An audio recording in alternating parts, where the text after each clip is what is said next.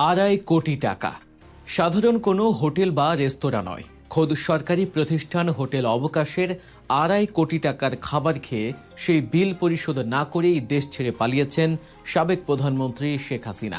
একজন রাষ্ট্রপ্রধান কতটা অবিবেচক হলে বছরের পর বছর ধরে কোটি কোটি টাকার খাবার বাকি খেয়ে যেতে পারেন? আজ আমরা উন্মোচন করব সেই রাজকীয় ভোজের পেছনের কদাকার সত্য এবং জানব শুধু খাবার নয় আর কি কি গিলে খেয়েছেন এই ক্ষমতাচ্যুত শাসক। জুলাই বিপ্লব, সাধারণ জনতা রক্তে রঞ্জিত রাজপথ।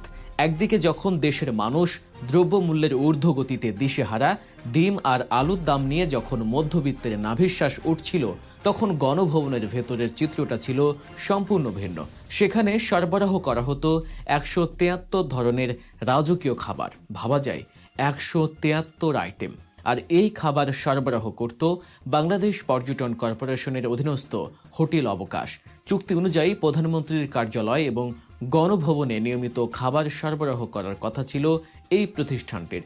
নিয়ম অনুযায়ী বিল জমা দেওয়ার পর তা পরিশোধ করার কথা। কিন্তু শেখ হাসিনার শাসন আমলের একটা বড় বৈশিষ্ট্য ছিল নেব কিন্তু দেব না। ঠিক যেমন তিনি জনগণের ভোটাধিকার কেড়ে নিয়েছিলেন, ঠিক তেমনই সরকারি প্রতিষ্ঠানের পাওনা টাকাও আটকে রেখেছিলেন। তথ্য বলছে শেখ হাসিনা দেশ থেকে পালিয়ে যাওয়ার আগ পর্যন্ত হোটেল অবকাশের পাওনা দাঁড়িয়েছে প্রায় 2.5 কোটি টাকা। এর মধ্যে শুধু শেখ হাসিনার ব্যক্তিগত ও দাপ্তরিক